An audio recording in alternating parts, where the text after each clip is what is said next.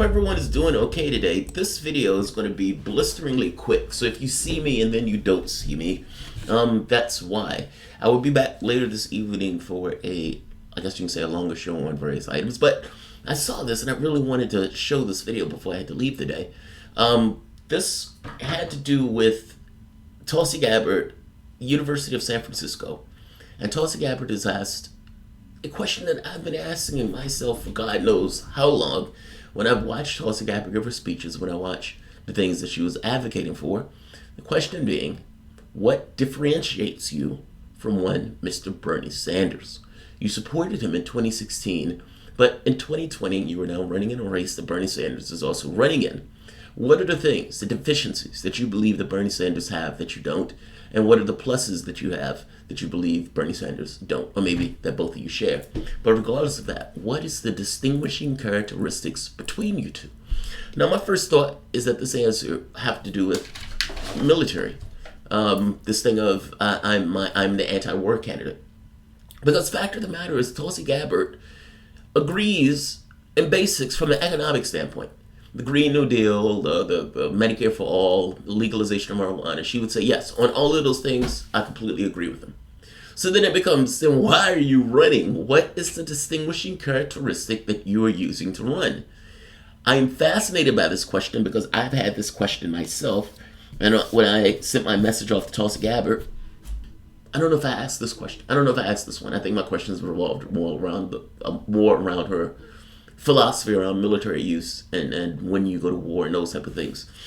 But don't get me wrong, this is probably one at the top of my list, especially the people who are looking at Tulsi and saying, I prefer Tulsi over Sanders because I don't want to go with Sanders this time. Let's hear her answer this question. I gotta be honest, I like Tulsi. Like, when I see her speak and everything else, it speaks to me. And because I'm stuck on this one point that unless you're talking about cutting the military budget, the other stuff that you're talking about is somewhat fanciful. Yes, we're going to spend $1 trillion every year policing the world, but we're also going to spend God's loads to deal with Medicare, healthcare, Social Security, et cetera, et cetera, et cetera. So let's take a look at Tulsi answer this question. Great question. Interesting answer. Let's hear it. And I'm not going to keep this one long after this because I have an appointment. I just want to say I'm so thankful to have the opportunity to hear this. Oh, 1 second. So I'm going to screw it with the mic audio. I mean, something to screw with the audio. There it is. All right, let's try this again.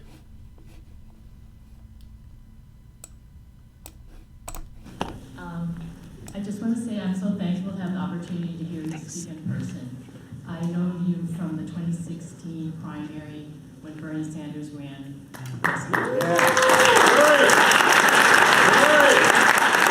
Just listening to you today, I feel like you have very similar beliefs and principles in terms of how we can see turning this country around. And I'm so grateful because I believe it is unity between people who care about this country and will make a difference. I just want to give you an opportunity to speak about how you feel, what separates you from Bernie Sanders, since you're both running this time. Yeah.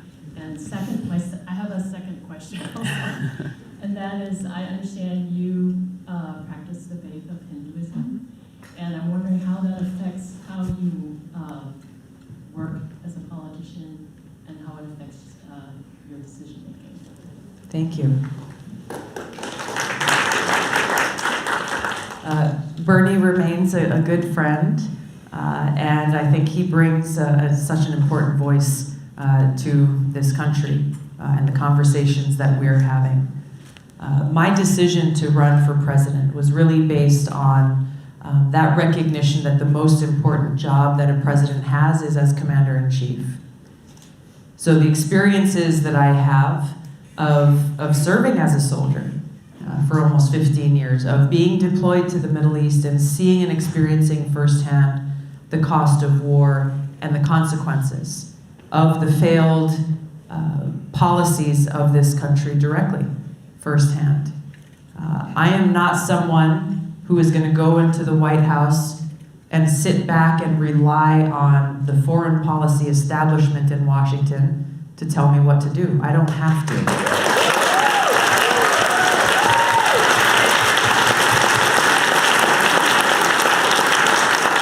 That is what differentiates me from every other candidate who's running for president right now, is because I'm walking in on day one with that experience, both as a soldier directly, but also as a member of Congress who served on the Armed Services and Foreign Affairs committees for years, who's engaged with leaders of other countries, who's held the feet to the fire of people like the chairman of the Joint Chiefs of Staff.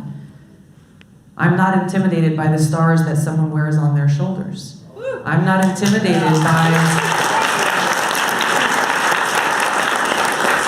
the military-industrial complex and what they're pushing for. I'm not running for president to be president. I'm running for president to be able to bring about this sea change in our foreign policy that is so necessary for us and for the world, and I'm most qualified to do that.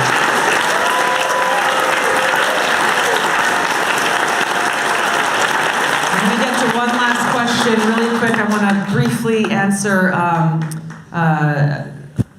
a practicing Hindu. I practice Bhakti Yoga and Karma Yoga.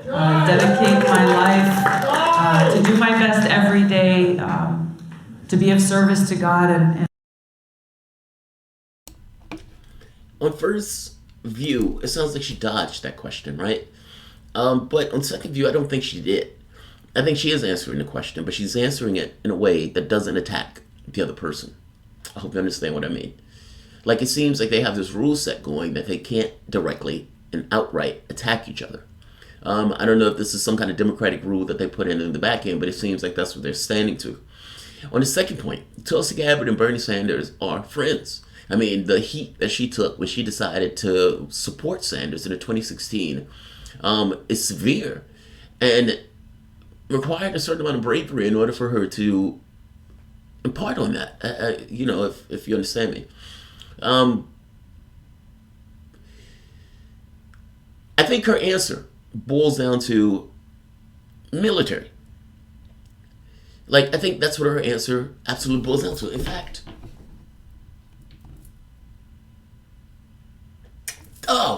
so she hits this twice. So in the previous question, in fact, let me show you the previous question real quick. I don't have a huge amount of time. But in the previous question, someone did ask her about this. But the previous question could have honestly went to this question. I mean, because she's asking, what is different between you and Sanders? And her answer seems to be military. I've been to the military. I've seen what takes place in regards to our foreign policy. I don't necessarily have to take what people are telling me on this. I have experience. It sounds like that's the differentiation between her and Sanders that she's making. She goes further than this on one other question. I don't think it was a swipe at Sanders, but I think it was a swipe at many of the other candidates that was in the race, pretending that they're all of a sudden lefties. Let me pull that up, because I think that's just as important. But experience matters as it gives context. Yes, this is, and by the way, her experience matters thing is not an absolute. John McCain also went to war, he was captured, tortured, and comes back, and the only bee in his bonnet is about people being tortured. But this idea of military, like bombing and killing and burning to death with bombs, no issue. He's perfectly okay with that all around the world. So let's be very clear that just because you were in the military, it doesn't necessarily give this overarching context where you're going to be just better. Just be clear. But it seems like her experience in the military gave her a different point of view. This point of view of these wars are pointless. It's one thing if you're doing it to try to protect the country, but many of these wars are not being done to protect the country. They're being done, you could say, for a military-industrial complex that gives monetary support for additional wars, which is just gross in and of itself. But also conquests within the context of the individual that's in office, meaning this kind of group between economics and political forces. I want to find this other answer because she goes further into this on a question that no one asked her about, like meaning, what differentiates you from Sanders? By the military-industrial complex, that experience, both as a soldier, direct soldier, for almost 15 years of being deployed to the Middle East and seeing and experiencing firsthand the cost of war and the consequences of the failed policies of this country directly, firsthand. I am not someone who is going to go into the White House and sit back and rely. Thank you. Taking care of these urgent needs that we have. So you ask what I will change. I will that strengthen terrorist groups that make us less safe. But these are the very same people who continue to have clean water to drink. There's just not a big infrastructure bill making those things that are happening all across this country, and people's voices are not being heard about how are feeling infrastructure. So multiply that by communities across this country lacking resources to address. If you couldn't hear in the back, the question was about our crumbling infrastructure. He works in the wastewater programs here in the city, and the woefully lacking resources to address our failing infrastructure. What's happening here is unfortunately a challenge and a problem that every community across the country is facing. The Army Corps of Engineers in my home state of Hawaii alone put an estimate at the infrastructure needs in our little state at over $1 billion. So multiply that by communities across this country, in places here in San Francisco, in places like Flint, Michigan, where people are being poisoned and sick because of their failed infrastructure and polluted water.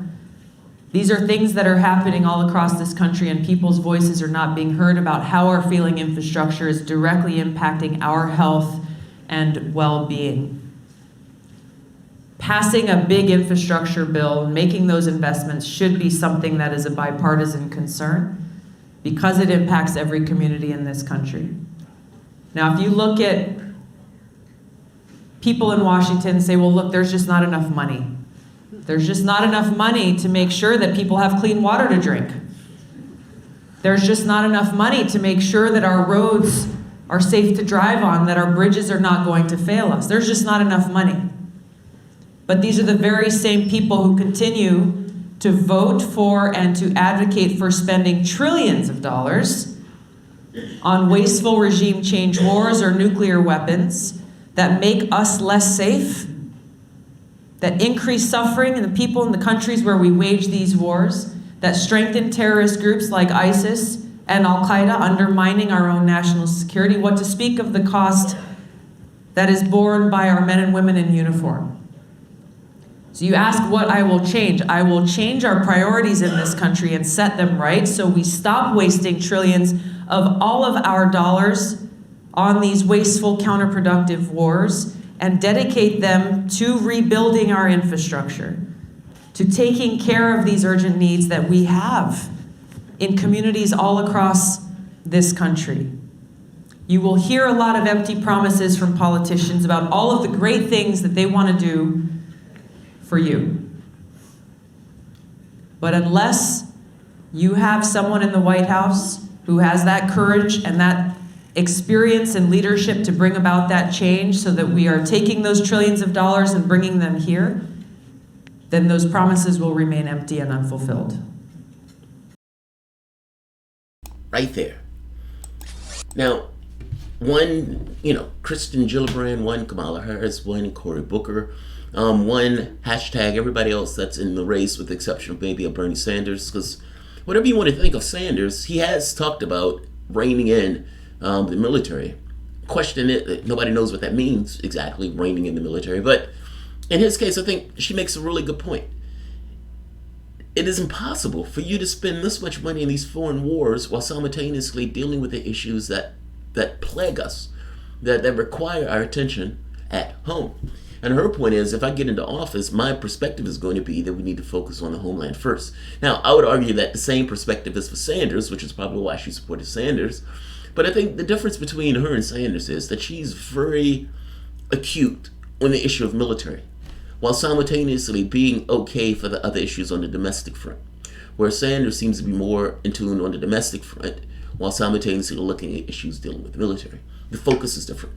If you're going to ask what's the difference between the two, and I think that's what she, for the most part, answered, even though she didn't necessarily want to hit Sanders on that question. It's almost like the context of the question gives rise to her point.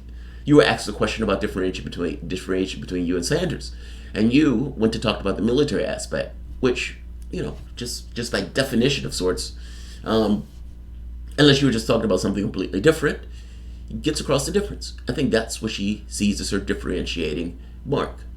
I am more in tune of making sure that we reform our military policies, but until we reform our military policies, nothing takes place on the domestic front. Love it. Love it, love it, love it. I like her. I like her a lot. I want to hear more about what she has to say during the course of the debates and everything else, but this perspective I like a lot.